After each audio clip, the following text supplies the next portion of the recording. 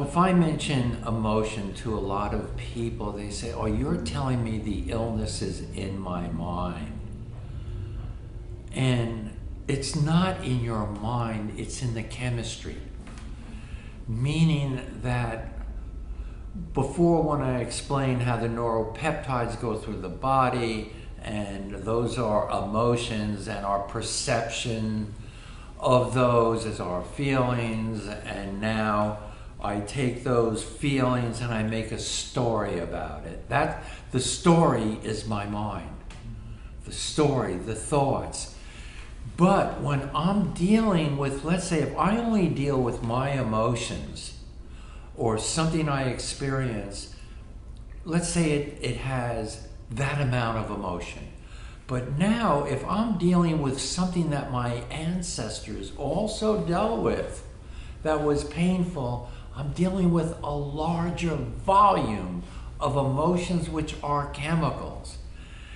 And my perception of those is so stressful that it lowers my immune system or increases my immune system. It's chronic illness, the mind. I'm not even sure if the mind even exists. I look at it as a coping skill to deal with life.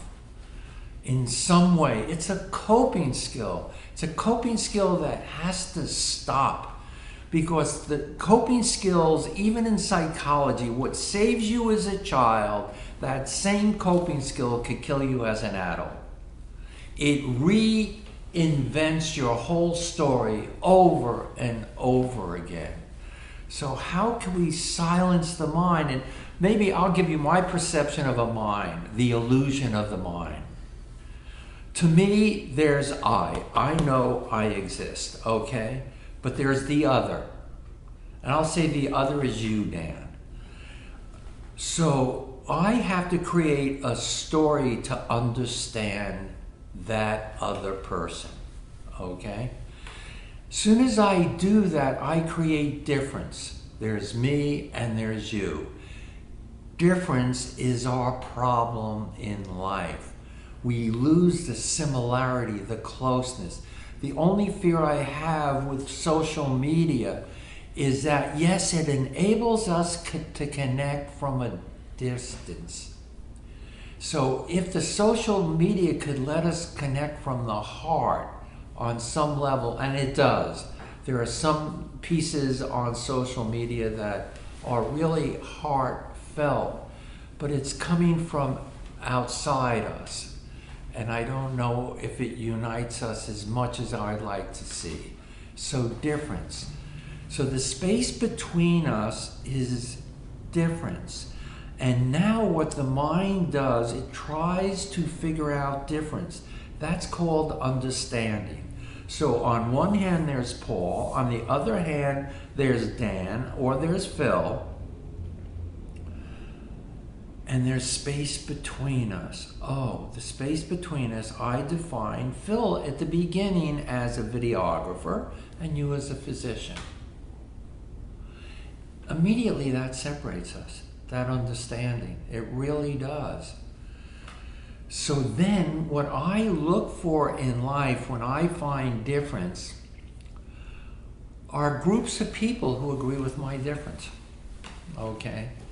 And when I can't find that similarity, that becomes somewhat of the enemy. It's to be avoided because I don't quite understand them. I don't have enough knowledge of them. So I look at the mind as a coping skill of the way we go through life. Now, I don't know if this is true. I wanted to look this up and I haven't, and I apologize. I went to see a video, a three-dimensional movie on the French cave of La Creux, I think it's called. What was so interesting, and I've seen other documentaries, I never see a face.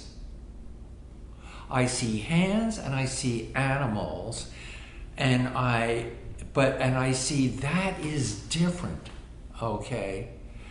I have a sense when we began, they didn't do faces because they didn't see difference. So I really have to look up or speak to some archaeologists to find when in caves they saw faces. Because that was the creation of difference. And so the mind has to find harmony. It has to find love.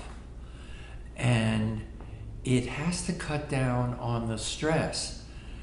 So as I mentioned, we have to find how to relate not only to people, but life, and see it as all consciousness that can speak to us. And I think that is a possibility. And I think our ancestors knew what foods they could eat and what foods they couldn't eat, what medicines they would need or not need. And we've kind of lost that connection through things like manufacturing. But anyway, we've lost that connection.